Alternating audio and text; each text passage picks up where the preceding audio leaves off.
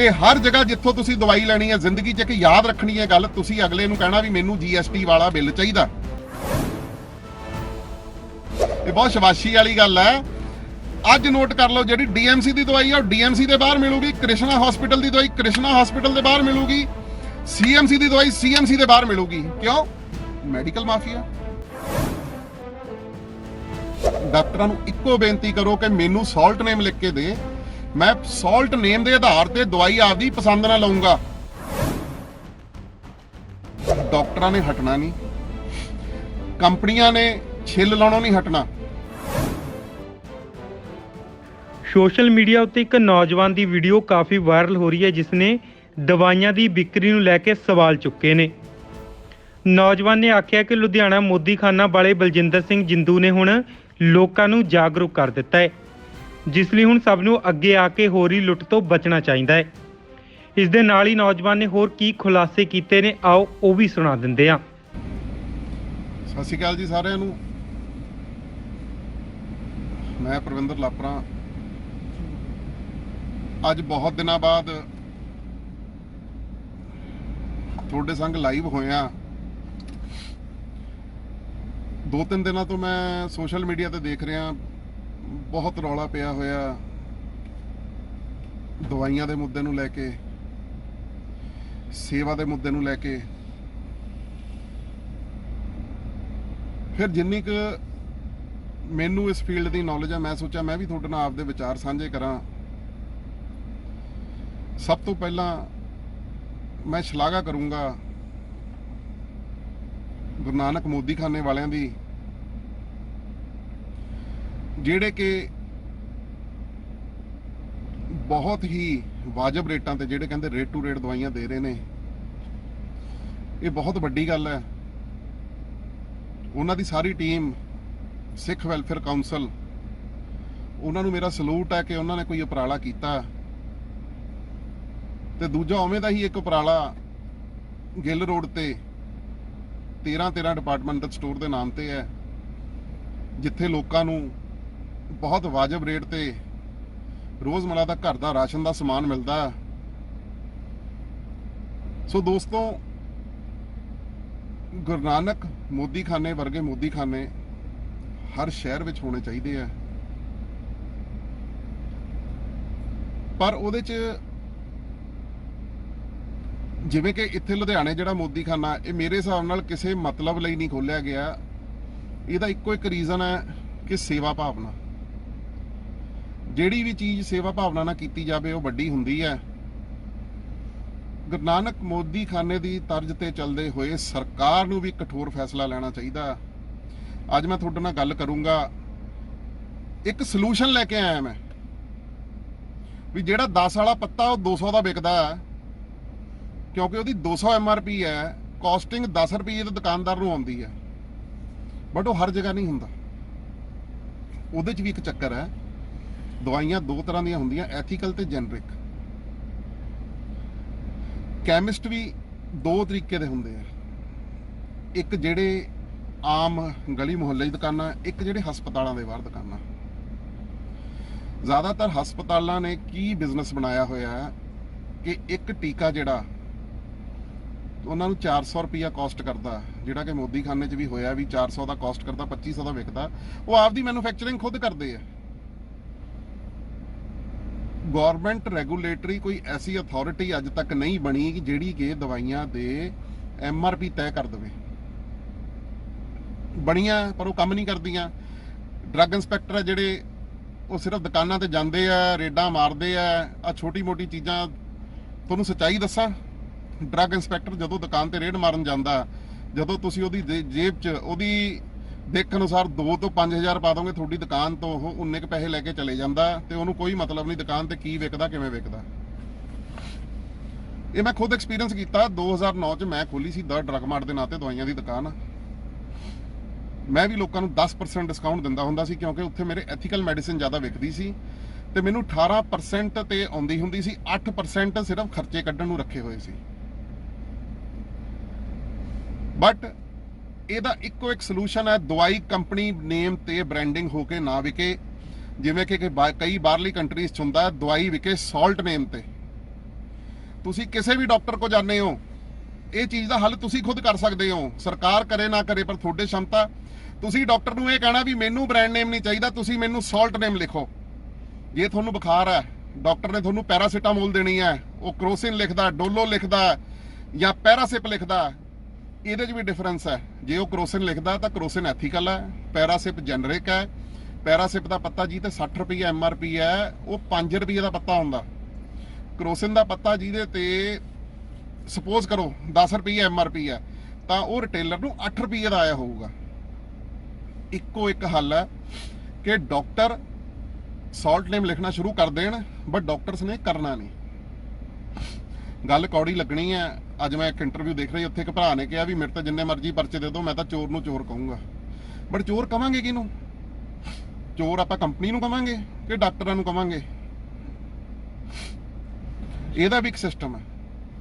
Doctor company brand name ਦੀ ਦਵਾਈਆਂ ਤਾਂ ਲਿਖਦਾ ਕਿਉਂਕਿ ਕੰਪਨੀਆਂ ਨੇ ਡਾਕਟਰਸ ਵਾਸਤੇ ਇੱਕ ਪੈਰਾਮੀਟਰ ਸੈੱਟ ਕੀਤੇ ਹੁੰਦੇ ਆ, ਜਿਹਦੇ ਵਿੱਚ ਜੇ ਡਾਕਟਰ ਉਹਨਾਂ ਦੀ ਲੱਖ ਰੁਪਏ ਦੀ ਦਵਾਈ ਫਰਜ਼ ਕਰਕੇ ਜੇ ਲੱਖ ਰੁਪਏ ਦੀ ਦਵਾਈ ਮਹੀਨੇ ਦੀ ਵੇਚਦਾ ਤਾਂ ਡਾਕਟਰ ਨੂੰ ਗੋਆ ਦਾ ਟ੍ਰਿਪ ਮਿਲਦਾ। ਜੇ ਉਹੀ ਡਾਕਟਰ 5 ਲੱਖ ਦੀ ਦਵਾਈ ਰਿਕਮੈਂਡ ਕਰ ਦਿੰਦਾ, 5 ਲੱਖ ਦੀ ਵਿਕ ਜਾਂਦੀ ਹੈ, ਉਹਨਾਂ ਨੂੰ ਮਲੇਸ਼ੀਆ ਦਾ ਟੂਰ ਮਿਲ ਜਾਂਦਾ। ਜੇ ਡਾਕਟਰ ਬਾਹਲਾ ਹੀ ਵੱਡਾ ਹੋਵੇ, ਜਿਹਦੀ ਦੁਕਾਨਦਾਰੀ ਬਹੁਤ ਜ਼ਿਆਦਾ ਚੱਲਦੀ ਹੈ, ਡਾਕਟਰੀ ਨਹੀਂ ਦੁਕਾਨਦਾਰੀ ਹੀ ਕਹਿੰਦੇ ਇਹਨੂੰ, ਤਾਂ ਉਹਨੂੰ ਯੂਰਪ ਦਾ ਟੂਰ ਵੀ ਮਿਲਦਾ, ਜਿਹੜਾ ਇੰਨੇ ਸੇਲ ਕਰ ਦਿੰਦੇ ਆ। ਸੋ ਵੀਰੋ, ਡਾਕਟਰਾਂ ਨੇ ਹਟਣਾ ਨਹੀਂ, ਕੰਪਨੀਆਂ ਨੇ ਛਿੱਲ ਲਾਉਣੋਂ ਨਹੀਂ ਹਟਣਾ। ਤੇ ਤੁਹਾਨੂੰ ਸਾਰਿਆਂ ਨੂੰ ਇਹ ਬੇਨਤੀ ਹੈ, ਜਦੋਂ ਤੁਸੀਂ ਡਾਕਟਰ ਦੇ ਜਾਂਦੇ ਹੋ, ਤੁਸੀਂ ਡਾਕਟਰ ਨੂੰ ਕਹੋ ਡਾਕਟਰ ਸਾਹਿਬ ਸਾਨੂੰ ਸਾਲਟ ਨੇਮ ਲਿਖ ਕੇ ਦਿਓ, ਤੁਹਾਡਾ ਹੱਕ ਹੈ। ਜਿਹੜਾ ਡਾਕਟਰ ਤੁਹਾਡੇ ਤੋਂ 500 ਰੁਪਇਆ ਫੀਸ ਲੈਂਦਾ, ਤੁਸੀਂ ਉਹਨੂੰ ਇੰਨੀ ਕੁ ਨਸੀਹਤ ਦੇ ਸਕਦੇ ਹੋ ਵੀ ਮੈਨੂੰ ਸਿਰਫ ਤੇ ਸਿਰਫ ਸਾਲਟ ਨੇਮ ਤੇ ਦਵਾਈ ਚਾਹੀਦੀ ਹੈ। ਜੇ ਤੁਸੀਂ ਸਾਲਟ ਨੇਮ ਤੇ ਲੈਣ ਲੱਗੇ, ਤੁਸੀਂ ਕੈਮਿਸਟ ਕੋ ਜਾਓ, ਉਹਨੂੰ ਕਹੋ ਜੀ ਮੈਨੂੰ ਪੈਰਾਸੀਟਾਮੋਲ ਚਾਹੀਦੀ ਹੈ, ਉਹ ਕਹੂਗਾ ਜੀ ਕਿਹੜੀ ਦਵਾਂ? ਉਹਨੂੰ ਕਹੇ ਜੀ ਮੈਨੂੰ 4-5 ਆਪਸ਼ਨਾਂ ਦਿਖਾ।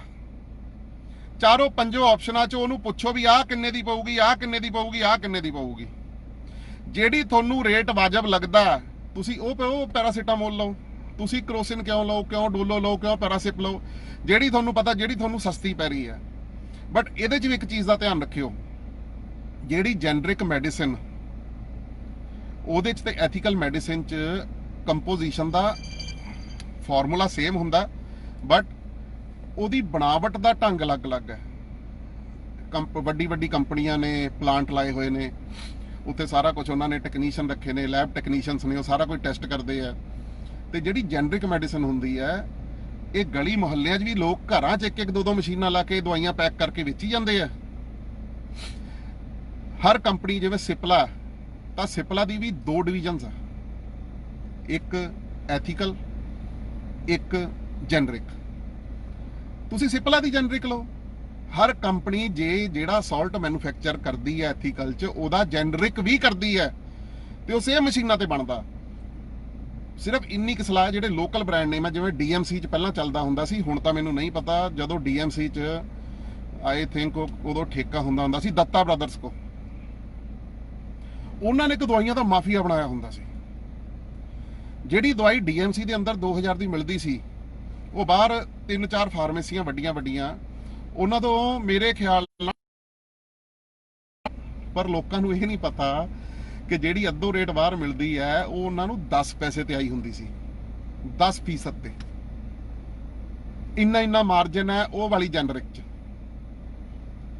ਜਦੋਂ ਬੰਦਾ ਕਹਿੰਦੇ ਆ ਫਸਿਆ ਕੀ ਨਾ ਕਰਦਾ, ਜਦੋਂ ਬੰਦੇ ਦੇ ਸਿਰ ਤੇ ਪੈਂਦੀ ਹੈ ਨਾ, ਜਦੋਂ ਕੋਈ ਆਪਣਾ ਹਸਪਤਾਲ ਭਰਤੀ ਹੁੰਦਾ, ਉਦੋਂ ਬੰਦੇ ਦੀ ਸੋਚਣ ਸ਼ਕਤੀ ਤੇ ਸ਼ਮਤਾ ਘਟ ਜਾਂਦੀ ਹੈ। ਉਦੋਂ ਬੰਦਾ ਕਿਤੋਂ ਵੀ ਪੈਸੇ ਦਾ ਜੁਗਾੜ ਕਰਕੇ ਦਵਾਈਆਂ ਲੈਂਦਾ। ਚਲੋ ਗਰੀਬ ਬੰਦਾ ਵੀ ਆਪਦਾ ਘਰ-ਬਾਰ ਵੇਚ ਕੇ ਵੀ ਆਪਣੇ ਦਾ ਇਲਾਜ ਕਰਾਉਂਦਾ। ਬਟ ਸ਼ਰਮ ਆਉਣੀ ਚਾਹੀਦੀ ਹੈ ਇਹੋ ਜਿਹੇ ਹਸਪਤਾਲਾਂ ਨੂੰ ਤੇ ਇਹੋ ਜਿਹੇ ਡਾਕਟਰਾਂ ਨੂੰ, ਜਿਹੜੇ ਗਰੀਬ ਨੂੰ ਦੇਖ ਕੇ ਉਹਦੇ ਵੀ ਕੱਪੜੇ ਲਾਉਣ ਤੱਕ ਜਾਂਦੇ ਆ। ਸੀਰੀਅਸਲੀ ਦੁੱਖ ਹੁੰਦਾ। ਤੇ ਇਹ ਚੀਜ਼ ਜਿਹੜੀ ਉਜਾਗਰ ਹੁਣ ਕੀਤੀ ਹੈ ਗੁਰੂ ਨਾਨਕ ਮੋਦੀ ਖਾਨੇ ਵਾਲਿਆਂ ਨੇ, ਇਹਨਾਂ ਨੇ ਲੋਕਾਂ ਦੀਆਂ ਅੱਖਾਂ ਖੋਲੀਆਂ। ਕੱਲੀ ਮੈਂ ਦਵਾਈਆਂ ਦੀ ਗੱਲ ਨਹੀਂ ਕਰਦਾ, ਹਰ ਫੀਲਡ 'ਚ ਐਵੇਂ ਹੋ ਰਿਹਾ। ਇੱਕ ਮੋਦੀ ਖਾਨੇ ਕਰਕੇ, ਗੁਰੂ ਨਾਨਕ ਮੋਦੀ ਖਾਨੇ ਕਰਕੇ, ਜਿੱਥੇ ਆਪਣੇ ਸੱਚੇ ਪਾਤਸ਼ਾਹ ਸ੍ਰੀ ਗੁਰੂ ਨਾਨਕ ਦੇਵ ਜੀ ਦਾ ਨਾਮ ਵਰਤਿਆ ਗਿਆ, ਜੇ ਉਹ ਚੀਜ਼ ਤੇ ਆਪਾਂ ਇਕੱਠੇ ਹੋ ਕੇ ਇੱਕ ਦਵਾਈਆਂ ਨੂੰ ਐ ਠੱਲ ਪਾ ਸਕਦੇ ਆ, ਤਾਂ ਡਾਕਟਰਾਂ ਨੂੰ ਵੀ ਠੱਲ ਪਾਓ। ਡਾਕਟਰਾਂ ਨੂੰ ਇੱਕੋ ਬੇਨਤੀ ਕਰੋ ਕਿ ਮੈਨੂੰ ਸਾਲਟ ਨੇਮ ਲਿਖ ਕੇ ਦੇ, ਮੈਂ ਸਾਲਟ ਨੇਮ ਦੇ ਆਧਾਰ ਤੇ ਦਵਾਈ ਆਪਦੀ ਪਸੰਦ ਨਾਲ ਲਊਂਗਾ। ਤੁਸੀਂ ਗੂਗਲ ਤੇ ਜਾ ਕੇ ਸਰਚ ਮਾਰੋਗੇ ਤਾਂ ਉੱਥੇ ਬੜੇ ਤਰ੍ਹਾਂ ਦੇ ਆਪਣੇ ਵੈਬਸਾਈਟਸ ਖੁੱਲਦੀਆਂ ਜਿਹਦੇ 'ਚ ਤੁਸੀਂ ਆਪਦਾ ਸਾਲਟ ਨੇਮ ਪਾਓ ਤੇ ਤੁਹਾਨੂੰ 6 ਆਪਸ਼ਨਾਂ ਦੇ ਦਊਗਾ। ਤੇ ਹਰ ਜਗ੍ਹਾ ਜਿੱਥੋਂ ਤੁਸੀਂ ਦਵਾਈ ਲੈਣੀ ਹੈ ਜ਼ਿੰਦਗੀ 'ਚ ਇੱਕ ਯਾਦ ਰੱਖਣੀ ਹੈ ਗੱਲ, ਤੁਸੀਂ ਅਗਲੇ ਨੂੰ ਕਹਿਣਾ ਵੀ ਮੈਨੂੰ GST ਵਾਲਾ ਬਿੱਲ ਚਾਹੀਦਾ। ਜਿਹਦੇ ਕੋਲ ਜੈਨੂਇਨ ਦਵਾਈ ਹੋਊਗੀ, ਜਿਹਦੇ ਕੋਲ ਵਧੀਆ ਦਵਾਈ ਹੋਊਗੀ, ਉਹ GST ਭਰ ਕੇ ਦਵਾਈ ਖਰੀਦਦਾ ਹੋਣਾ ਹੋਲਸੇਲਰ ਤੋਂ, ਤੇ ਉਹ ਤਾਂ GST ਦੇ ਬਿੱਲ ਵਾਲੀ ਦਵਾਈ ਲੈਣੀ ਹੈ। ਜਿਹੜਾ ਬੰਦਾ ਤੁਹਾਨੂੰ ਬਿੱਲ ਨਹੀਂ ਦਊਗਾ ਤੁਹਾਨੂੰ ਸਬ ਸਟੈਂਡਰਡ ਦਵਾਈਆਂ ਦਊਗਾ। ਦਵਾਈਆਂ ਦੀ ਦੁਨੀਆ ਵਿੱਚ ਬਹੁਤ ਵੱਡਾ ਝੋਲ ਹੈ ਇਹ। ਤਾਂ ਤੁਹਾਨੂੰ ਸਾਰਿਆਂ ਨੂੰ ਇੱਕੋ ਬੇਨਤੀ ਹੈ, ਜੇ ਡਾਕਟਰ ਕੋਈ ਸੁਣਦਾ ਮੇਰੀ ਗੱਲ, ਮਾਈਂਡ ਨਾ ਕਰਿਓ, ਪਰ ਆਪਦੇ ਵੀ ਅੰਦਰ ਝਾਕ ਕੇ ਦੇਖ ਲਓ। ਜੇ ਤੁਸੀਂ ਹਸਪਤਾਲਾਂ 'ਚ ਲੱਗੇ ਹੋ ਉੱਥੋਂ 2-2 2.5 ਲੱਖ ਤੁਸੀਂ ਤਨਖਾਹ ਲੈਂਦੇ ਹੋ ਨਾ, ਤਾਂ 20 ਲੱਖ ਰੁਪਈਆ ਤੁਸੀਂ ਦਵਾਈਆਂ ਵਾਲੀ ਕੰਪਨੀਆਂ ਤੋਂ ਬਣਾਉਂਦੇ ਹੋ ਮਹੀਨੇ ਦਾ। ਜੇ ਮੈਂ ਕਿਤੇ ਝੂਠ ਬੋਲਾਂ ਤਾਂ ਮੇਰੇ ਤੇ ਡੈਫੇਮੇਸ਼ਨ ਦਾ ਕੇਸ ਪਾ ਦਿਓ। ਬਾਕੀ ਸਰਕਾਰਾਂ ਨੂੰ ਬੇਨਤੀ ਹੈ ਵੀ ਇੱਕ ਜੇ ਤੁਸੀਂ ਆਰਡੀਨੈਂਸ ਹੀ ਪਾਸ ਕਰ ਦਿਓ, honourable CM captain Amarinder Singh ji ਨੂੰ ਮੇਰੀ ਵਿਨਮਰ ਬੇਨਤੀ ਹੈ, ਆਪਣੀ ਪੂਰਨ ਮੈਜੋਰਿਟੀ ਹੈ, ਪੂਰਨ ਬਹੁਮਤ ਆਪਣਾ ਅਸੈਂਬਲੀ 'ਚ, ਇੱਕ ਜੇ ਤੁਸੀਂ ਦਵਾਈਆਂ ਦੇ ਨਾਮ ਤੇ ਆਰਡੀਨੈਂਸ ਹੀ ਲੈ ਆਓ ਨਾ ਕਿ ਦਵਾਈ ਸਿਰਫ ਸਾਲਟ ਨੇਮ ਤੇ ਵਿਕੂਗੀ, ਇਹਦੇ ਨਾਲ ਕੰਪਨੀਆਂ ਦੀ ਦੁਕਾਨਦਾਰੀ ਬੰਦ ਹੋ ਜਾਣੀ ਹੈ। ਫਰਜ਼ ਇੱਕ ਸਾਲਟ ਨੇਮ ਆ ਗਿਆ, ਤੁਸੀਂ ਲਾ ਕੇ ਚੱਲੋ ਕੋਈ BP ਦੀ ਦਵਾਈ ਹੈ, ਉਹ ਦਵਾਈ ਦਾ ਤੁਸੀਂ ਨਾਮ ਨਹੀਂ ਦੇਣਾ, ਤੁਸੀਂ ਸਾਲਟ ਨੇਮ ਦੇਣਾ। ਫਿਰ ਕੰਪਨੀਆਂ ਕੀ ਕਰਨਗੀਆਂ, 10 ਤਰ੍ਹਾਂ ਦੀਆਂ ਕੰਪਨੀਆਂ ਜਦੋਂ ਦਵਾਈ ਬਣਾਉਣਗੀਆਂ ਤਾਂ ਉਹ ਰੇਟਸ ਕੰਪੀਟੀਟਿਵ ਰੱਖਣਗੀਆਂ। ਜੇ ਉਹਨਾਂ ਨੂੰ ਫਰਜ਼ ਕਰੋ 10 ਰੁਪਏ ਦੀ ਇੱਕ ਗੋਲੀ ਪੈ ਰਹੀ ਹੈ, ਤਾਂ ਆਪਦੀ ਗੋਲੀ ਵੇਚਣ ਵਾਸਤੇ, ਮਾਰਕੀਟ 'ਚ ਸਰਵਾਈਵ ਕਰਨ ਵਾਸਤੇ ਉਹਨਾਂ ਨੂੰ ਬਹੁਤ ਹੀ ਕੰਪੀਟੀਟਿਵ ਪ੍ਰਾਈਸਿੰਗ ਕਰਨੀ ਪੈਣੀ ਹੈ। ਜਿਹੜੇ ਮੇਰੇ ਕੈਮਿਸਟ ਵੀਰ ਨੇ ਉਹਨਾਂ ਦਾ ਵੀ ਕਸੂਰ ਨਾ ਕੱਢੋ। ਜਿਹੜਾ ਕੈਮਿਸਟ ਐਥੀਕਲ ਦਵਾਈਆਂ ਵੇਚ ਰਿਹਾ ਉਹਨੂੰ 20% ਮਾਰਜਨ ਤੇ ਆ ਰਹੀਆਂ, ਜੇ ਉਹ 10% ਡਿਸਕਾਊਂਟ ਦੇ ਰਿਹਾ ਤਾਂ ਬਾਕੀ 10% ਨਾ ਆਪਦੀ ਦੁਕਾਨ ਦਾ ਕਿਰਾਇਆ, ਆਪਦੀ ਦੁਕਾਨ ਦੇ ਖਰਚੇ, ਆਪਦੀ ਦੁਕਾਨ ਦੇ ਬਿਜਲੀ ਦੇ ਬਿੱਲ ਦੇ ਰਿਹਾ। ਜੇ ਤੁਸੀਂ ਇੰਨੇ ਸਮਝਦਾਰ ਹੋ, ਤੁਹਾਨੂੰ ਪਤਾ ਜੈਨਰਿਕ ਦਵਾਈਆਂ ਤੁਸੀਂ ਉਹ ਖਾਣੀ ਚਾਹੁੰਦੇ ਹੋ, ਤਾਂ ਤੁਸੀਂ ਕੈਮਿਸਟ ਨੂੰ ਕਹੋ ਵੀ ਆ ਜਿਹੜੀ ਸਾਲਟ ਹੈ, ਜਦੋਂ ਕੈਮਿਸਟ ਸਮਝਾਉਣ ਲੱਗਦਾ ਨਾ, ਜਦੋਂ ਡਾਕਟਰ ਦੀ ਕੋਈ ਪਰਚੀ ਲੈ ਕੇ ਜਾਈਦੀ ਹੈ ਵੀ ਇਹਦੇ 'ਚ ਮੈਂ ਤੁਹਾਨੂੰ ਕੋਈ ਹੋਰ ਕੰਪਨੀ ਦੀ ਦੇ ਦਾਂ, ਤਾਂ ਆਪਣੇ ਵਰਗੇ ਉਦੋਂ ਵਹਿਮ ਕਰ ਜਾਂਦੇ, ਨਹੀਂ ਨਹੀਂ ਨਹੀਂ ਨਹੀਂ, ਜਿਹੜੀ ਡਾਕਟਰ ਸਾਹਿਬ ਨੇ ਲਿਖੀ ਹੈ ਨਾ ਉਹੀ ਦਿਓ। ਡਾਕਟਰਾਂ ਦੀ ਵੀ ਇੱਕ ਬੜੀ ਵਧੀਆ ਗੱਲ ਆ, ਜਦੋਂ ਡਾਕਟਰ ਸਾਹਿਬ ਤੁਹਾਨੂੰ ਕੋਈ ਦਵਾਈ ਲਿਖ ਕੇ ਦਿੰਦੇ, ਤੁਸੀਂ ਉਹਦੇ ਬਾਹਰਲੇ ਕੈਮਿਸਟ ਕੋਲ ਜਾਓ, ਉਹਨੂੰ ਪੁੱਛੋ ਵੀ ਭਾਜੀ ਇਹ ਦਵਾਈ ਮੈਂ ਪੂਰਾ ਸ਼ਹਿਰ ਘੁੰਮ ਲਿਆ ਵੀ ਸਾਨੂੰ ਕਿਤੋਂ ਮਿਲੀ ਨਹੀਂ। ਉਹ ਕਹਿੰਦਾ ਭਾਜੀ ਕਿਤੋਂ ਮਿਲਣੀ ਨਹੀਂ, ਇਹ ਸਾਡੇ ਕੋਲ ਹੀ ਮਿਲਣੀ ਆ, ਸ਼ਾਬਾਸ਼ੇ ਤੇਰੇ। ਇਹ ਬਹੁਤ ਸ਼ਾਬਾਸ਼ੀ ਵਾਲੀ ਗੱਲ ਹੈ। ਅੱਜ ਨੋਟ ਕਰ ਲਓ, ਜਿਹੜੀ DMC ਦੀ ਦਵਾਈ ਆ ਉਹ DMC ਦੇ ਬਾਹਰ ਮਿਲੂਗੀ, ਕ੍ਰਿਸ਼ਨਾ ਹਸਪੀਟਲ ਦੀ ਦਵਾਈ ਕ੍ਰਿਸ਼ਨਾ ਹਸਪੀਟਲ ਦੇ ਬਾਹਰ ਮਿਲੂਗੀ, CMC ਦੀ ਦਵਾਈ CMC ਦੇ ਬਾਹਰ ਮਿਲੂਗੀ। ਕਿਉਂ? ਮੈਡੀਕਲ ਮਾਫੀਆ, ਕੰਪਨੀਆਂ ਦਾ ਮਾਫੀਆ। ਫਿਰ ਉਸ ਤੋਂ ਬਾਅਦ ਆ ਸਾਰਾ ਜਿੰਨੇ ਆਪਣੇ ਵੱਡੇ ਮੈਡੀਕਲ ਸਟੋਰ ਜਿਹੜੇ ਹਸਪਤਾਲਾਂ ਦੇ ਅੰਦਰ ਆਪਰੇਟ ਕਰਦੇ ਆ, ਇਹਨਾਂ ਦੀ ਸੈਟਿੰਗ ਹੈ। ਡਾਕਟਰਾਂ ਨਾਲ ਤਾਂ ਕਮਿਸ਼ਨ ਹੈ ਹੀ ਹੈ, ਜਿਹੜੇ ਮੈਡੀਕਲ ਰਿਪਰੈਜ਼ੈਂਟੇਟਿਵ ਹੁੰਦੇ ਆ ਨਾ, ਇਹਨਾਂ ਦੀ ਵੀ ਸੈਟਿੰਗਾਂ ਨੇ। ਤੇ ਉਸ ਕਰਕੇ ਜਦੋਂ ਸਿਰਫ ਸਾਲਟ ਨੇਮ ਤੇ ਦਵਾਈ ਵਿਕਣ ਲੱਗ ਗਈ, ਕੰਪੀਟੀਸ਼ਨ ਆਪਸ 'ਚ ਕੰਪਨੀਆਂ 'ਚ ਹੀ ਹੋ ਗਿਆ, ਰਾਦਰ ਕੇ ਕੰਪੀਟੀਸ਼ਨ ਕੈਮਿਸਟ 'ਚ ਹੋਵੇ ਵੀ ਮੈਂ 10% ਡਿਸਕਾਊਂਟ ਦਿੱਤਾ, ਮੈਂ 15 ਦਿੱਤਾ। ਜਦੋਂ ਕੰਪਨੀ 'ਚ ਹੀ ਕੰਪੀਟੀਸ਼ਨ ਆ ਗਿਆ ਤਾਂ 10 ਰੁਪਏ ਵਾਲੇ ਪੱਤੇ ਤੇ ਕੋਈ 200 ਰੁਪਏ MRP ਨਹੀਂ ਲਾਊਗਾ, ਫਿਰ 10 ਰੁਪਏ ਵਾਲੇ ਪੱਤੇ ਤੇ 15 ਰੁਪਏ MRP ਲੱਗੂਗੀ। ਇਹ ਅੱਜ ਗੱਲਾਂ ਕਈਆਂ ਨੂੰ ਕੌੜੀਆਂ ਲੱਗਦੀਆਂ ਹੋਣੀਆਂ, ਕਈਆਂ ਨੂੰ ਮਿੱਠੀਆਂ ਲੱਗਦੀਆਂ ਹੋਣੀਆਂ। ਥੱਲੇ ਕਮੈਂਟ ਕੋਈ ਗੁੱਡ ਦੇ ਵੀ ਆ ਰਹੇ ਆ, ਕੋਈ ਕਹਿੰਦਾ ਜੀ ਇਕੱਲੇ ਉਹਨਾਂ ਨੂੰ ਸੋਚ ਕੇ ਚੋਰ ਨੂੰ ਚੋਰ, ਸਾਰਿਆਂ ਨੂੰ ਚੋਰ ਨਾ ਕੋਈ, ਨਹੀਂ ਸਾਰਿਆਂ ਨੂੰ ਚੋਰ ਨਹੀਂ ਕਹਿ ਰਿਹਾ। ਜਿਹੜੇ ਅਸਲ ਚੋਰ ਆ ਉਹਨਾਂ ਨੂੰ ਪਤਾ, ਉਹਨਾਂ ਨੂੰ ਮੈਨੂੰ ਚੋਰ ਕਹਿਣ ਦੀ ਵੀ ਲੋੜ ਨਹੀਂ। ਕੋਈ ਕੋਠੇ ਤੇ ਖੜ ਕੇ ਰੌਲਾ ਪਾਉਣ ਨਾਲ ਸੱਚਾ ਨਹੀਂ ਹੋ ਜਾਂਦਾ, ਕੋਈ ਭੁੰਜੇ ਖੜ ਕੇ ਬੋਲਣ ਨਾਲ ਝੂਠਾ ਨਹੀਂ ਹੋ ਜਾਂਦਾ। ਤਾਂ ਮੈਂ ਤਾਂ ਸਿਰਫ ਇੰਨੀ ਗੱਲ ਕਹਿਣਾ ਚਾਹੁੰਦਾ ਕਿ ਜਿਹੜਾ ਉਪਰਾਲਾ ਗੁਰੂ ਨਾਨਕ ਮੋਦੀ ਖਾਨੇ ਵਾਲਿਆਂ ਨੇ ਕੀਤਾ ਉਹ ਕਾਬਿਲੇ ਤਾਰੀਫ ਹੈ, ਉਹ ਸਲੂਟ ਦੇ ਹੱਕਦਾਰ ਨੇ। ਬਟ ਹੁਣ ਆਪਾਂ ਆਪਣਾ ਰੋਲ ਨਿਭਾਈਏ। ਜਦੋਂ ਕਿਸੇ ਡਾਕਟਰ ਕੋਲ ਤੁਸੀਂ ਦਵਾਈ ਲੈਣ ਜਾਣਾ ਤਾਂ ਸਿਰਫ ਸਾਲਟ ਨੇਮ ਪ੍ਰਿਸਕ੍ਰਾਈਬ ਕਰਾਉਣਾ। ਤੇ ਮੈਂ ਆਪਣੀ ਸਰਕਾਰ, ਮੈਂ ਖੁਦ ਮਾਡਲ ਟਾਊਨ ਲੁਧਿਆਣੇ ਤੋਂ ਕਾਉਂਸਲਰ ਹਾਂ, ਮੈਂ ਕੈਪਟਨ ਅਮਰਿੰਦਰ ਸਿੰਘ ਜੀ ਨੂੰ ਬੇਨਤੀ ਕਰਦਾ ਕਿ ਇੱਕ ਆਰਡੀਨੈਂਸ ਪਾਸ ਕੀਤਾ ਜਾਵੇ। ਸਿਹਤ ਮੰਤਰੀ ਸਾਹਿਬ ਸਰਦਾਰ ਬਲਬੀਰ ਸਿੰਘ ਸਿੱਧੂ ਜੀ ਨੂੰ ਬੇਨਤੀ ਕਰਦਾ ਕਿ ਇਹ ਆਰਡੀਨੈਂਸ ਲਿਆਂਦਾ ਜਾਵੇ ਕਿ ਜਿਹੜੀਆਂ ਵੀ ਕੰਪਨੀਆਂ ਹੈ ਉਹ ਕੰਪਨੀਆਂ ਸਾਲਟ ਨੇਮ ਤੇ ਆਪਦੀ ਦਵਾਈਆਂ ਦੇ ਕੰਪੀਟੀਟਿਵ ਪ੍ਰਾਈਸਿੰਗ ਕਰਨ ਤਾਂ ਜੋ ਕਿ ਲੋਕਾਂ ਨੂੰ ਫਾਇਦਾ ਹੋਵੇ। ਬਾਕੀ ਜਿਹਨੇ ਰਾਜਨੀਤੀ ਕਰਨੀ, ਅੱਜ ਮੈਂ ਦੇਖ ਰਿਹਾ ਬਹੁਤ ਰਾਜਨੀਤਿਕ ਲੋਕ ਮੋਦੀਖਾਨੇ ਗਏ ਨੇ ਵੀ ਅਸੀਂ ਮੋਦੀਖਾਨੇ ਵਾਲਿਆਂ ਦੇ ਨਾਲ ਆ, ਮੈਂ ਵੀ ਨਾਲ ਆ, ਮੈਂ ਉੱਥੇ ਨਹੀਂ ਗਿਆ, ਪਰ ਕਿਸੇ ਨੇ ਜਾ ਕੇ ਸੋਲੂਸ਼ਨ ਨਹੀਂ ਦਿੱਤਾ ਯਾਰ। ਗੱਲ ਤਾਂ ਸਾਰੀ ਸੋਲੂਸ਼ਨ ਤੇ ਆਉਂਦੀ ਹੈ, ਸੋਲੂਸ਼ਨ ਪ੍ਰੋਬਲਮ ਹਰੇਕ ਨੂੰ ਪਤਾ ਹੁੰਦੀ ਹੈ। ਨਿੱਕੇ ਹੁੰਦੇ ਤੋਂ ਜਦੋਂ ਆਪਾਂ ਵੱਡੇ ਹੁੰਦੇ ਆ, ਜ਼ਿੰਦਗੀ 'ਚ ਆਪਾਂ ਨੂੰ ਬਹੁਤ ਤਰ੍ਹਾਂ ਦੀ ਕਠਿਨਾਈਆਂ ਆਉਂਦੀਆਂ। ਹਰ ਬੰਦੇ ਦਾ ਇੱਕੋ ਹੀ ਹੁੰਦਾ, ਸਾਨੂੰ ਆਹ ਤਕਲੀਫ ਹੈ ਜੀ, ਸਾਨੂੰ ਆਹ ਤਕਲੀਫ ਹੈ ਜੀ, ਫਲਾਣੇ ਨੂੰ ਆਹ ਤਕਲੀਫ ਹੈ ਜੀ। ਉਹ ਯਾਰ ਤਕਲੀਫ ਦਾ ਕੋਈ ਇਲਾਜ ਵੀ ਹੁੰਦਾ। ਇਕੱਲੇ ਲਾਈਵ ਹੋ ਕੇ ਤਕਲੀਫਾਂ ਉਜਾਗਰ ਨਾ ਕਰਿਆ ਕਰੋ, ਕੋਈ ਸੋਲੂਸ਼ਨ ਵੀ ਦੇਣਾ ਹੁੰਦਾ। ਤਾਂ ਮੇਰੇ ਹਿਸਾਬ ਨਾਲ, ਮੇਰੀ ਸਮਝ ਦੇ ਅਨੁਸਾਰ, ਮੇਰੀ ਸ਼ਮਤਾ ਦੇ ਅਨੁਸਾਰ, ਜੇ ਡਾਕਟਰ ਸਾਲਟ ਨੇਮ ਲਿਖਣ ਲੱਗ ਜਾਣ ਤਾਂ ਕੰਪਨੀਆਂ ਦੀ ਪ੍ਰਾਈਸਿੰਗ ਆਪੇ ਡਾਊਨ ਆ ਜਾਣੀ ਹੈ ਤੇ ਲੋਕਾਂ ਨੂੰ ਸਹੀ ਤਰ੍ਹਾਂ ਨਾਲ ਦਵਾਈ ਮਿਲੂਗੀ। ਇੰਦਰਪਾਲ ਸਿੰਘ ਜਨਕਪੁਰੀ ਜੀ ਕਹਿੰਦੇ ਕਮਿਸ਼ਨਾਂ ਦਾ ਪੰਗਾ। ਵੀਰੇ ਪੰਗਾ ਸਾਰਾ ਹੀ ਕਮਿਸ਼ਨਾਂ ਦਾ। ਜਿੱਥੇ ਪੈਸਾ ਆ ਗਿਆ ਉੱਥੇ ਪੰਗਾ ਹੀ ਪੰਗਾ, ਚੰਗਾ ਕੁਝ ਵੀ ਨਹੀਂ। ਗੰਦਾ ਹੈ ਪਰ ਧੰਦਾ ਹੈ ਇਹ। ਇਹ ਪਿਕਚਰ 'ਚ ਮੈਂ ਸੁਣਿਆ ਸੀਗਾ, ਇੱਥੇ ਢੁਕਦੀ ਹੈ ਲਾਈਨ ਇਹ। ਸੋ ਥੱਲੇ ਤਰ੍ਹਾਂ ਤਰ੍ਹਾਂ ਦੇ ਕਮੈਂਟ ਆ ਰਹੇ ਆ, ਉਹੀ ਮੈਂ ਦੇਖ ਰਿਹਾ।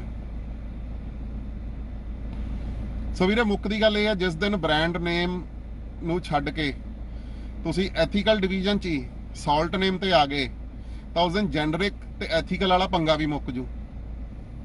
ਐਥੀਕਲ ਤੇ ਜੈਨਰਿਕ ਦੋਨੋਂ ਜਿਹੜੀ ਕੰਪਨੀਆਂ ਬਣਾਉਂਦੀਆਂ, ਸਿਪਲਾ ਦੀ ਦੋ ਤਰ੍ਹਾਂ ਦੀ ਪੈਰਾਸੀਟਾਮੋਲ ਆਉਂਦੀ ਹੈ, ਇੱਕ ਐਥੀਕਲ ਇੱਕ ਜੈਨਰਿਕ। ਮਸ਼ੀਨਾਂ ਸੇਮ ਹੈ, ਇੱਕੋ ਜਗ੍ਹਾ ਬਣਦੀ ਹੈ, ਇੱਕੋ ਜਗ੍ਹਾ ਪੈਕ ਹੁੰਦੀ ਹੈ, ਫਿਰ ਮੈਨੂਫੈਕਚਰਿੰਗ ਕਾਸਟ 'ਚ ਫਰਕ ਤਾਂ ਨਹੀਂ ਹੋ ਸਕਦਾ, ਮਾਰਜਨਸ 'ਚ ਜ਼ਰੂਰ ਹੈ। ਜਿਹੜੇ ਬੰਦੇ ਦਵਾਈਆਂ ਦਾ ਕੰਮ ਕਰਦੇ ਉਹ ਚੀਜ਼ ਨੂੰ ਸਮਝਦੇ ਆ, ਉਹਨਾਂ ਦੀ ਵੀ ਮਜਬੂਰੀ ਹੈ। ਜਿਹੜੇ ਛੋਟੇ ਕੈਮਿਸਟ, ਉਹਨਾਂ ਦਾ ਵਿਚਾਰੇ ਹੱਥ ਬੰਨੇ ਹੋਏ ਆ, ਉਹ ਕੀ ਕਰਨ। ਜਿਹੜੀ ਵੱਡੀਆਂ ਮੱਛੀਆਂ ਹੈ ਗੇਮ 'ਚ, ਵੱਡੇ ਕੈਮਿਸਟ ਆ, ਜਿਹੜੇ 4-4 ਕੰਪਨੀਆਂ ਆਪ ਲਈ ਫਿਰਦੇ ਆ, ਤੇ ਜਿਹੜੇ ਲੋਕਾਂ ਦੀ ਛਿੱਲ ਲਾਉਂਦੇ ਆ। 50-50 ਹਜ਼ਾਰ ਦੇ ਟੀਕੇ ਆਉਂਦੇ ਆ, ਜਿਨ੍ਹਾਂ ਦੀ ਕਾਸਟਿੰਗ ਮਾਤਰ 100 ਰੁਪਈਆਂ 'ਚ ਹੁੰਦੀ ਹੈ। ਜੇ 800 ਰੁਪਏ ਦੀ ਕਾਸਟ ਕਰਦੀ ਹੈ ਤਾਂ ਟੀਕਾ 50,000 ਦਾ ਵਿਕੇ, ਉਹ ਬੰਦਾ ਮਰਦਾ ਵੀ ਲੈਂਦਾ, ਕਿਉਂਕਿ ਉਹਨੂੰ ਪਤਾ ਵੀ ਜੇ 50,000 ਦਾ ਟੀਕਾ ਮੇਰੇ ਭਰਾ ਦੇ, ਮੇਰੀ ਭੈਣ ਦੇ, ਮੇਰੇ ਮਾਤਾ ਦੇ, ਮੇਰੇ ਪਿਤਾ ਦੇ ਟਾਈਮ ਤੇ ਨਾ ਲੱਗਿਆ ਤਾਂ ਪਤਾ ਨਹੀਂ ਕੀ ਪਾਣਾ ਵਰਤ ਜਾਣਾ। ਸੋ ਲੋਕਾਂ ਦੇ ਇਮੋਸ਼ਨਸ ਨੂੰ ਐਕਸਪਲੋਇਟ ਕਰ ਰਹੇ ਆ। ਇਹ ਲੋਕਾਂ ਦੇ ਇਮੋਸ਼ਨਸ ਨੂੰ ਐਕਸਪਲੋਇਟ ਕਰਨਾ ਬੰਦ ਕਰੋ। ਕੈਪਟਨ ਸਾਹਿਬ ਹੱਥ ਜੋੜ ਕੇ ਬੇਨਤੀ ਹੈ, ਮੈਂ ਇੱਡਾ ਮੇਰਾ ਲੈਵਲ ਨਹੀਂ ਹੈਗਾ ਕਿ ਮੈਂ ਤੁਹਾਡੇ ਤੱਕ ਆ ਕੇ ਮੈਂ ਤੁਹਾਨੂੰ ਕਦੇ ਆਵਾਜ਼ ਪਹੁੰਚਾ ਸਕਾਂ। ਮੈਂ ਜਿੰਨੀ ਮਰਜ਼ੀ ਕੋਸ਼ਿਸ਼ ਕਰ ਲਾਂ ਜੀ, ਮੈਂ ਤੁਹਾਡੇ ਤੱਕ ਨਹੀਂ ਪਹੁੰਚ ਸਕਦਾ। ਮੇਰੀ ਸਰਕਾਰ ਹੈ, ਮੈਂ ਸਰਕਾਰ 'ਚ ਇੱਕ ਮਾਮੂਲੀ ਕਾਉਂਸਲਰ ਹਾਂ, ਆਪਦੇ ਵਾਰਡ ਦੇ ਲੋਕਾਂ ਦੀ ਆਵਾਜ਼ ਹਾਂ, ਪਰ ਮੈਨੂੰ ਅੱਜ ਇੱਕ ਇਨਸਾਨੀਅਤ ਦੇ ਤੌਰ ਤੇ, ਹਿਊਮੈਨਿਟੀ ਦੇ ਤੌਰ ਤੇ ਇੱਕ ਤੁਹਾਨੂੰ ਵਿਨਮਰ ਬੇਨਤੀ ਕਰਨੀ ਪੈ ਰਹੀ ਹੈ ਕਿ ਇੱਕ ਆਰਡੀਨੈਂਸ ਲਿਆਓ, ਦਵਾਈਆਂ ਨੂੰ ਆਪਦੇ ਅੰਡਰ ਕੰਟਰੋਲ 'ਚ ਲੈ ਕੇ ਆਓ। ਜੇ ਆਪਾਂ ਸ਼ਰਾਬ ਵਾਸਤੇ ਪਾਲਿਸੀਆਂ ਨਿਤ ਬਦਲ ਸਕਦੇ ਆ, ਐਜ਼ ਪਰ ਕਨਵੀਨੀਅੰਸ ਬਦਲ ਸਕਦੇ ਆ, ਐਜ਼ ਪਰ ਕਨਵੀਨੀਅੰਸ ਤਾਂ ਸਾਰੇ ਸਮਝ ਜਾਣਗੇ ਵੀ ਕਿਉਂ ਬਦਲ ਸਕਦੇ ਆ, ਉਵੇਂ ਆਪਾਂ ਦਵਾਈਆਂ ਤੇ ਕਿਉਂ ਨਹੀਂ ਕਰਦੇ। ਸਰ, ਨੀਡਸ, ਵਾਂਟਸ ਤੇ ਡਿਜ਼ਾਇਰਸ, ਤਿੰਨ ਚੀਜ਼ ਆ ਜਿਹਦੇ ਤੇ ਲੋਕ ਆਪਦੀ ਜ਼ਿੰਦਗੀ ਜਿਉਂਦੇ ਆ। ਨੀਡ 'ਚ ਰੋਟੀ, ਕੱਪੜਾ ਔਰ ਮਕਾਨ, ਤੇ ਚੌਥੀ ਚੀਜ਼ ਜੁੜੀ ਆ ਦਵਾਈਆਂ। ਵਾਂਟਸ 'ਚ ਜੋ ਬੰਦੇ ਦੀਆਂ ਯਾਰ ਲਾਲਸਾ, ਜਿਵੇਂ ਚਲੋ ਰੋਟੀ ਖਾਂਦਾ ਬੰਦਾ, ਵਾਂਟਸ ਹੁੰਦਾ ਵੀ ਯਾਰ ਮੈਗੀ ਖਾਣੀ ਹੈ, ਅੱਜ ਪਾਓ ਭਾਜੀ ਖਾਣੀ ਹੈ, ਤੇ ਫਲਾਨੀ ਕੱਪੜਾ ਪਾਇਆ, ਕੱਪੜੇ ਨਾਲ ਪਿੰਡਾ ਢਕਣਾ, ਮੈਂ ਵੀ ਅੱਜ ਬ੍ਰਾਂਡਡ ਪਾਇਆ, ਇਹ ਵਾਂਟ ਹੁੰਦੀ ਹੈ। ਜੇ ਮੈਂ ਕੁੜਤਾ ਪਜਾਮਾ ਪਾਇਆ ਵੀ ਨੀਡ ਹੈ ਵੀ ਕੱਪੜੇ ਦਾ ਤਣ ਢਕਿਆ ਗਿਆ। ਇੱਕ ਡਿਜ਼ਾਇਰ ਹੁੰਦੀ ਹੈ ਵੀ ਯਾਰ ਨਹੀਂ ਯਾਰ ਮੈਂ ਤਾਂ ਲੂਈ ਵਤਾਉਣ ਦੀ ਸ਼ਰਟ ਪਾਉਣੀ ਹੈ, 50,000 ਦੀ ਹੈ। ਮੇਰੀ ਸਰਕਾਰ ਨੂੰ ਬੇਨਤੀ ਹੈ, ਲੋਕਾਂ ਦੀ ਨੀਡਸ, ਵਾਂਟਸ ਤੇ ਡਿਜ਼ਾਇਰ 'ਚ ਫਰਕ ਕਰਨਾ ਸਿੱਖੋ, ਤਾਂ ਜੋ ਕਿ ਆਪਾਂ ਨੂੰ ਪਤਾ ਚੱਲੇ ਵੀ ਲੋਕਾਂ ਨੂੰ ਅਸਲ ਜ਼ਰੂਰਤ ਕਿਸ ਚੀਜ਼ ਦੀ ਹੈ। ਜਿਸ ਦਿਨ ਦਵਾਈ ਸਸਤੀ ਹੋ ਗਈ ਨਾ, ਤੇ ਗਵਰਨਮੈਂਟ ਨੇ ਆਪਦੇ ਅੰਡਰ ਰੈਗੂਲੇਟ ਕਰ ਲਈ ਸਾਰੀ, ਕੈਪਟਨ ਸਾਹਿਬ ਮੈਂ ਯਕੀਨ ਨਾਲ ਕਹਿ ਸਕਦਾ ਤੁਹਾਨੂੰ ਲੋਕਾਂ ਜਾ ਕੇ ਵੋਟ ਮੰਗਣ ਦੀ ਲੋੜ ਨਹੀਂ ਪਊਗੀ। ਐਤਕੀ ਤਾਂ ਅਸੀਂ ਕਾਂਗਰਸੀਆਂ ਨੇ ਕਿਹਾ ਨਾ ਵੀ ਚਾਹੁੰਦਾ ਹੈ ਪੰਜਾਬ ਕੈਪਟਨ ਦੀ ਸਰਕਾਰ, ਆਹ ਦਵਾਈਆਂ ਵਗੈਰਾ ਰੈਗੂਲੇਟ ਕਰ ਦੋ, ਲੋਕਾਂ ਨੇ ਕਹਿਣ ਲੱਗ ਜਾਣਾ ਵੀ ਸਾਡਾ ਪੰਜਾਬ ਤੇ ਕੈਪਟਨ ਦੀ ਸਰਕਾਰ। ਇਸ ਕਰਕੇ ਮੇਰੀ ਸਾਰੇ ਪੋਲੀਟੀਕਲ ਵੀਰਾਂ ਨੂੰ ਇਹ ਬੇਨਤੀ ਹੈ, ਜਿਹੜੇ ਜਿਹਦੀ ਜਿੰਨੀ ਕੁ ਆਵਾਜ਼ ਹੈ, ਆਪਦੇ ਪੋਲੀਟੀਕਲ ਗॉडਫਾਦਰਸ ਤੱਕ, ਆਪਦੇ ਪੋਲੀਟੀਕਲ ਬਿਗਵਿਗਸ ਤੱਕ ਤੁਸੀਂ ਆਵਾਜ਼ ਪਹੁੰਚਾਓ। ਗੌਰ ਕਰਿਓ ਇਹ ਸੋਲੂਸ਼ਨ ਤੇ ਵੀ ਇਹ ਸੋਲੂਸ਼ਨ ਜੇ ਤੁਹਾਨੂੰ ਠੀਕ ਲੱਗਦਾ। ਮੈਂ ਸਨ 2009 ਤੋਂ ਲੈ ਕੇ 2017 ਤੱਕ ਮੈਂ ਦਵਾਈਆਂ ਦਾ ਕੰਮ ਕੀਤਾ। ਮੇਰੀ ਖੁਦ ਦੀ ਦਾ ਡਰੱਗ ਮਾਰਟ ਦੇ ਨਾਂ ਤੇ ਦੁੱਗਰੀ ਰੋਡ ਤੇ ਮੇਰੀ ਰਿਟੇਲ ਆਊਟਲੈਟ ਹੁੰਦੀ ਸੀ, ਜਿੱਥੇ ਮੈਂ ਵਿਦ ਬਿੱਲ 15% ਡਿਸਕਾਊਂਟ ਤੇ ਦਵਾਈ ਵੇਚਦਾ ਸੀ। ਚਲੋ ਮੇਰੇ ਕੋਲ ਟਾਈਮ ਦੀ ਕਮੀ ਹੋਣ ਕਰਕੇ ਮੈਂ ਉਹ ਚੀਜ਼ ਕੰਟੀਨਿਊ ਨਹੀਂ ਕਰ ਸਕਿਆ। ਮੈਨੂੰ ਉਹ ਬਿਜ਼ਨਸ ਸਾਰਾ ਵਾਈਂਡ ਅਪ ਕਰਨਾ ਪਿਆ ਕਿਉਂਕਿ ਮੈਂ ਫੁੱਲ ਟਾਈਮ ਮੈਂ ਲੋਕਾਂ 'ਚ ਆਇਆ। ਤੇ ਇਸ ਕਰਕੇ ਕਹਿ ਰਿਹਾ, ਮੈਨੂੰ ਇਨ ਐਂਡ ਆਊਟ ਇਹਦੇ ਪਤਾ। ਮੈਂ ਪ੍ਰੋਬਲਮ ਨਹੀਂ ਉਜਾਗਰ ਕਰ ਰਿਹਾ ਅੱਜ ਲਾਈਵ ਹੋ ਕੇ, ਮੈਂ ਲਾਈਵ ਹੋ ਕੇ ਸੋਲੂਸ਼ਨ ਦੇ ਰਿਹਾ। ਇਹ ਸੋਲੂਸ਼ਨ ਤੇ ਸਰਕਾਰ ਵੀ ਗੌਰ ਕਰੇ, ਇਹ ਸੋਲੂਸ਼ਨ ਤੇ ਲੋਕ ਗੌਰ ਕਰਨ ਕਿ ਜਦੋਂ ਵੀ ਡਾਕਟਰ ਕੋ ਜਾਣ ਤਾਂ ਕਹਿਣ ਡਾਕਟਰ ਸਾਹਿਬ ਸਾਨੂੰ ਸਿਰਫ ਸਾल्ट नेम लिख के दो। भारती सिक्की जी कहते हैं सर लोगों को जागरूक करने की जरूरत है। वीरे लोग जागरूक ने, लोग जागरूक ने। गुरु नानक मोदी खाने वालों ने लोगों को जागरूक करता। हुणे जिहड़ी जागरूकता है ਇਹਦੀ ਇੱਕ लहर बना दो। ਜਿਹੜੇ ਡਾਕਟਰ ਕੋ ਜਾਓ, ਜਦੋਂ ਡਾਕਟਰ ਬ੍ਰਾਂਡ ਲਿਖਦਾ, ਡਾਕਟਰ ਨੂੰ ਕਹੇ ਮੇਰਾ ਹੱਕ ਹੈ, ਮੈਂ ਡੈਮੋਕ੍ਰੇਸੀ 'ਚ ਰਹਿਣਾ, ਮੈਨੂੰ ਬ੍ਰਾਂਡ ਨੇਮ ਨਾ ਲਿਖ ਕੇ ਦੇ, ਮੈਨੂੰ ਜਾਣਨ ਦਾ ਹੱਕ ਹੈ ਇਹਦੇ 'ਚ ਸਾਲਟ ਕੀ ਹੈ। ਵੀ ਮੈਨੂੰ ਤੂੰ ਸਿਰਫ ਸਾਲਟ ਦਾ ਕੰਪੋਜੀਸ਼ਨ ਲਿਖ, ਮੈਂ ਆਨਲਾਈਨ ਸਰਚ ਕਰੂੰਗਾ, ਉਹਦੀ ਆਪਸ਼ਨਸ ਦੇਖੂੰਗਾ ਤੇ ਜਿਹੜੀ ਸਭ ਤੋਂ ਸਸਤੀ ਲੱਗੂਗੀ ਮੈਂ ਉਹ ਦਵਾਈ ਜਾ ਕੇ ਕੈਮਿਸਟ ਤੋਂ ਲਵਾਂਗਾ।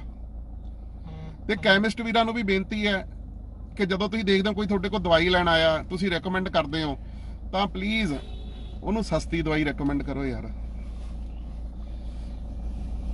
ਕਿਉਂਕਿ ਚੱਕਰ ਇਹ ਮਾਰਜਨ ਦੀ ਗੱਲ ਹੈ ਨਾ, ਮਾਰਜਨ ਆਪਦੇ ਜੈਨੂਨ ਲੈ ਰਹੇ ਹੋ ਤੁਸੀਂ। ਚਲੋ ਤੁਹਾਨੂੰ ਲੱਗਦਾ ਜਿਹੜੀ ਵੱਡੀ ਮੱਛੀਆਂ ਜਿਹੜੀਆਂ ਛਿੱਲ ਲਾਉਂਦੀਆਂ ਉਹ ਵੀ ਆਪਣੇ ਛੋਟੇ ਕੈਮਿਸਟ ਤੁਹਾਡੇ ਕਰਕੇ ਉਹਨਾਂ ਨੇ ਆ ਨੈਟ 'ਚ ਫਸਣਾ।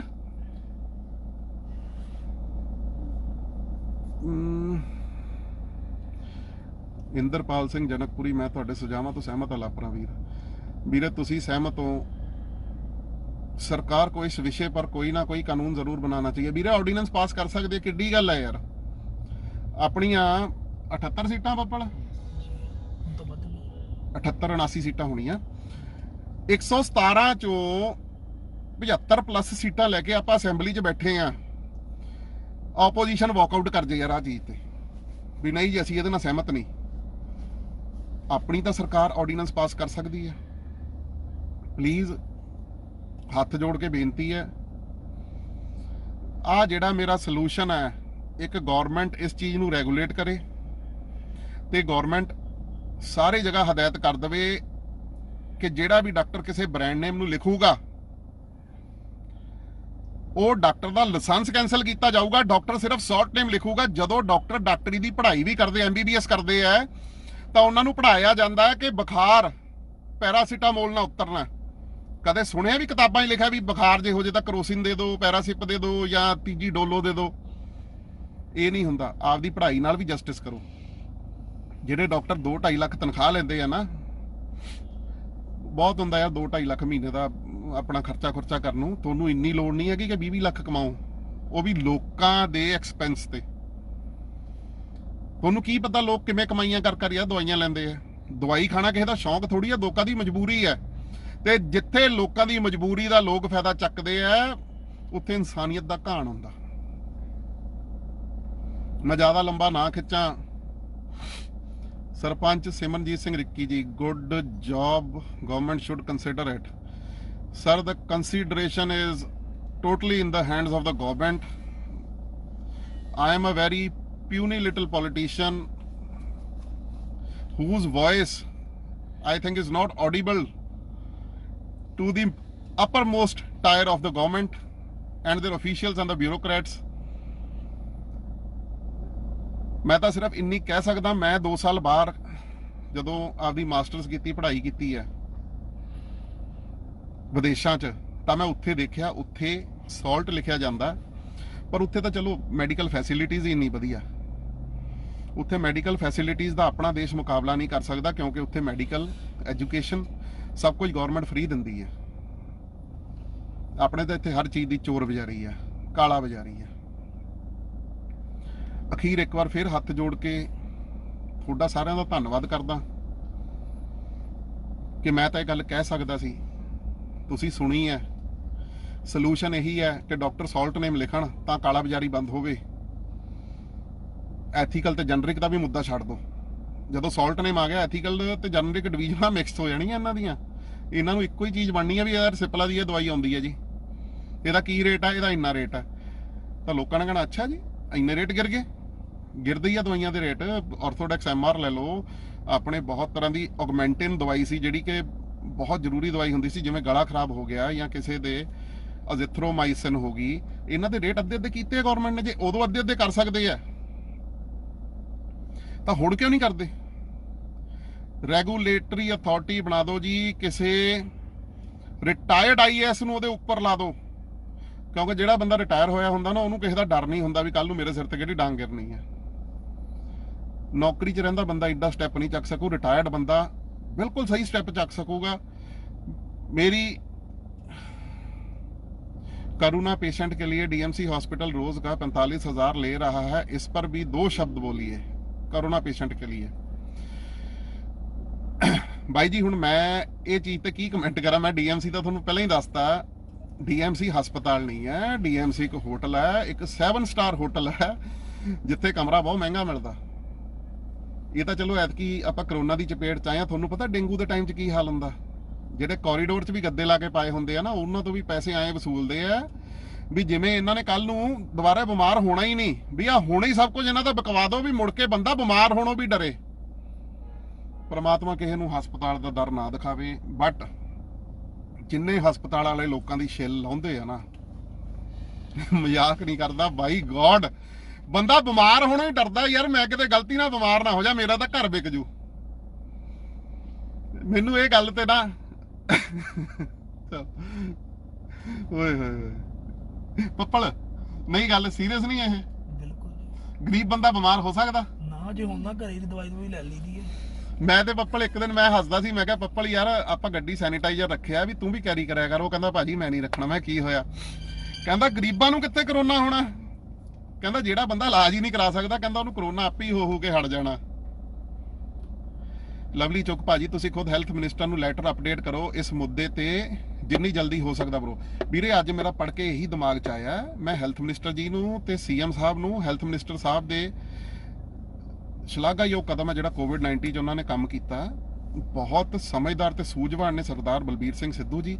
ਮੈਂ ਜ਼ਰੂਰ ਉਹਨਾਂ ਕੋਲ ਜਾਊਂਗਾ ਤੇ ਮੈਨੂੰ ਇੰਨਾ ਪਤਾ ਉਹਨਾਂ ਦੇ ਜੇ ਇਹ ਗੱਲ ਸਮਝ ਪੈ ਗਈ, he will bring a revolution in the medicine industry। ਮੈਂ ਉਹਨਾਂ ਨੂੰ ਪਰਸਨਲੀ 1-2 ਵਾਰ ਮਿਲਿਆ, ਬਹੁਤ ਨਾਈਸ ਨੇ ਉਹ, ਜ਼ਰੂਰ ਇਹ ਚੀਜ਼ ਤੇ ਕਦਮ ਚੱਕਣਗੇ। ਬਟ ਮੇਨ ਬੇਸਿਕਲੀ ਇਹਦਾ ਇਲਾਜ ਉਦੋਂ ਹੋਣਾ ਜਦੋਂ CM ਸਾਹਿਬ ਦੇ ਕੰਨਾਂ ਤੱਕ ਇਹ ਗੱਲ ਪਹੁੰਚੂਗੀ। ਮੈਂ ਤਾਂ ਜਿੰਨਾ ਕਹਿ ਸਕਦਾ, ਜਿੱਥੇ ਤੱਕ ਤੁਹਾਡੇ ਕੰਨਾਂ ਤੱਕ ਪਹੁੰਚਦੀ ਹੈ ਮੈਂ ਤਾਂ ਇੰਨੀ ਕੀ ਪਹੁੰਚਾ ਸਕਦਾ। ਬਾਕੀ ਸੋਸ਼ਲ ਮੀਡੀਆ ਜੇ ਕਿਤੋਂ ਕੈਪਟਨ ਸਾਹਿਬ ਦੇ ਕੰਨੀਏ ਕੋਈ ਗੱਲ ਪਾ ਸਕਦਾ, ਇੱਕ ਦਵਾਈਆਂ ਦੀ ਕੰਪਨੀਜ਼ ਤੇ ਡਾਕਟਰਸ ਨੂੰ ਹਦਾਇਤ, ਸਾਲਟ ਨੇਮ ਤੇ ਦਵਾਈ ਵਿਕੂਗੀ। ਤੇ ਦੂਜਾ ਆਰਡੀਨੈਂਸ ਲਿਆਉਣਾ, ਇਹਦਾ ਆਰਡੀਨੈਂਸ ਤਾਂ ਲਿਆਉਣਾ ਕਿਉਂਕਿ ਜਿਹੜਾ ਡਾਕਟਰ ਬ੍ਰਾਂਡ ਨੇਮ ਲਿਖੂਗਾ ਉਹਦਾ ਲਾਇਸੈਂਸ ਕੈਂਸਲ ਹੋਊਗਾ ਤੇ ਉਹਦੇ ਤੇ ਕਾਰਵਾਈ ਕੀਤੀ ਜਾਊਗੀ। ਜਦੋਂ ਸਾਲਟ ਤੇ, ਮੈਂ ਦੁਬਾਰਾ ਇਹ ਗੱਲਾਂ ਕਿਉਂ ਰਿਪੀਟ ਕਰ ਰਿਹਾ, ਮੈਂ ਕੋਈ ਪਾਗਲ ਨਹੀਂ ਹੈਗਾ, ਮੈਂ ਤਾਂ ਰਿਪੀਟ ਕਰ ਰਿਹਾ ਕਿ ਤੁਹਾਡੇ ਗੱਲ ਖਾਨੇ ਪੈ ਜੇ। ਜਿਸ ਦਿਨ ਸਾਲਟ ਨੇਮ ਤੇ ਦਵਾਈਆਂ ਵਿਕਣ ਲੱਗ ਗਈਆਂ ਉਸ ਦਿਨ ਇਹ ਦਵਾਈਆਂ ਦੀ ਕਾਲਾ ਬਾਜ਼ਾਰੀ, ਦਵਾਈਆਂ ਦੀ ਠੱਗੀ ਠੋਰੀ ਸਭ ਕੁਝ ਬੰਦ ਹੋ ਜਾਣਾ। ਆਪਣੇ ਜਿਹੜੀ ਅੱਜ ਕੱਲ ਜਾਗਰੂਕ ਐਜੂਕੇਟਿਡ ਯੂਥ ਹੈ ਜਿਹੜਾ ਸੋਸ਼ਲ ਮੀਡੀਆ ਤੇ ਇੰਨਾ ਡਿਪੈਂਡ ਕਰਦਾ, ਉਹਦੇ ਖਾਨੇ ਇਹ ਗੱਲ ਪੈ ਜੇ ਕਿ ਅਸੀਂ ਜੇ ਡਾਕਟਰ ਨੂੰ ਜਾ ਕੇ ਕਹਿ ਦਈਏ ਵੀ ਸਾਨੂੰ ਸਾਲਟ ਨੇਮ ਲਿਖ ਕੇ ਦੇ, ਕਿੰਨੀ ਵਾਰ ਰਿਫਿਊਜ਼ ਕਰ ਦੂਗਾ ਯਾਰ। ਜੇ ਆਪਾਂ 500 ਰੁਪਇਆ ਫੀਸ ਦੇ ਰਹੇ ਆ, ਸੁਮਿਤ ਗੁੰਬਰ ਜੀ ਕਹਿੰਦੇ ਕੁਝ ਨਹੀਂ ਹੋਣਾ, let's see, I don't think. ਉਹ CM ਵੀਰੇ ਅੱਧੀ ਕੁ ਲਾਈਨ ਸਮਝ ਆ ਰਹੀ, ਅੱਧੀ ਆ ਨਹੀਂ ਰਹੀ। ਸੁਮਿਤ ਗੁੰਬਰ ਜੀ ਕਹਿੰਦੇ ਨਾਟ ਪੋਸੀਬਲ ਬ్రో। ਵੀਰੇ ਪੋਸੀਬਿਲਿਟੀ ਤਾਂ ਆਪਾਂ ਬਣਾਉਣੀ ਹੈ, ਪੋਸੀਬਲ ਤਾਂ ਕੁਝ ਵੀ ਨਹੀਂ ਹੈ ਫਿਰ ਦੁਨੀਆ 'ਚ। ਇੰਪੋਸੀਬਲ ਇੱਕ ਐਸਾ ਵਰਡ ਹੈ ਜਿਹੜਾ ਖੁਦ ਕਹਿੰਦਾ ਹੈ, ਜੇ ਉਹਨੂੰ ਬ੍ਰੇਕਅਪ ਕਰ ਦਈਏ, I am possible. You are the one who have to make the impossible the possible one. ਚਲੋ ਮੈਂ ਜ਼ਿਆਦਾ ਟਾਈਮ ਨਹੀਂ ਲੈਂਦਾ, ਹੁਣ ਮੈਂ ਬਹੁਤ ਬੋਲ ਲਿਆ, ਬਹੁਤ ਕੋਸ਼ਿਸ਼ ਕਰ ਲਈ। ਜੇ ਕਿਤੇ ਆ ਵੀਡੀਓ ਨਾਲ ਸੀਐਮ ਸਾਹਿਬ ਦੇ ਕੰਨੀ ਇਹ ਗੱਲ ਪਹੁੰਚਦੀ ਹੈ ਤਾਂ ਮੈਨੂੰ ਪੂਰਾ ਯਕੀਨ ਹੈ ਕਿ ਉਹ ਜ਼ਰੂਰ ਐਕਸ਼ਨ ਲੈਣਗੇ। ਬਟ ਸਰ, ਮੈਂ ਤੁਹਾਨੂੰ ਇੰਨੀ ਕੁ ਬੇਨਤੀ ਕਰਦਾ, ਇੱਕ ਕਾਉਂਸਲਰ ਹੋਣ ਦੇ ਨਾਤੇ ਮੈਨੂੰ ਇੰਨਾ ਪਤਾ ਵੀ ਤੁਹਾਡੇ ਤੱਕ ਪਹੁੰਚਣਾ ਬਹੁਤ ਔਖਾ, ਬਟ ਜੇ ਮੇਰੀ ਗੱਲ ਹੀ ਤੁਹਾਡੇ ਤੱਕ ਪਹੁੰਚ ਜਾਏ ਤੇ ਲੋਕਾਂ ਦਾ ਭਲਾ ਹੁੰਦਾ ਤਾਂ ਮੈਨੂੰ ਬਹੁਤ ਖੁਸ਼ੀ ਹੋਊਗੀ। ਇਨ ਦੀ ਐਂਡ ਸਾਰਿਆਂ ਦਾ ਬਹੁਤ ਬਹੁਤ ਧੰਨਵਾਦ ਜਿਨ੍ਹਾਂ ਨੇ ਇੰਨੀ ਦੇਰ ਮੇਰੀ ਗੱਲ ਸੁਣੀ। ਮੈਂ ਇੱਕੋ ਗੱਲ ਸਾਰਿਆਂ ਨੂੰ ਕਹੂੰਗਾ, ਕੋਈ ਵੀ ਮੁੱਦਾ ਤੁਸੀਂ ਲਾਈਵ ਹੁੰਨੇ ਹੋ ਪ੍ਰੋਬਲਮ ਲੈ ਕੇ, ਤਾਂ ਜ਼ਰੂਰ ਇਹ ਦੇਖਿਆ ਕਰੋ ਵੀ ਉਹ ਪ੍ਰੋਬਲਮ ਦੇ ਨਾਲ ਤੁਸੀਂ ਉਹਦਾ ਸੋਲੂਸ਼ਨ ਦੇ ਕੇ ਜਾਓ। ਇਹ ਜ਼ਰੂਰੀ ਨਹੀਂ ਕਿ ਸੋਲੂਸ਼ਨ ਪੱਕਾ ਹੀ ਹੈ, ਇਹ ਮੇਰਾ ਇਨਪੁਟ ਹੈ।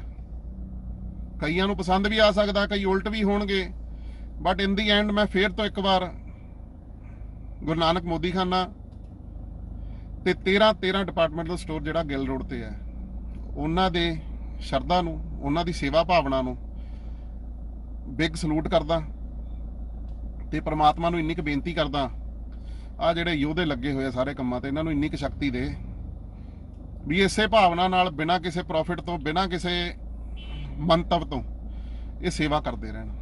ਬਹੁਤ ਬਹੁਤ ਧੰਨਵਾਦ।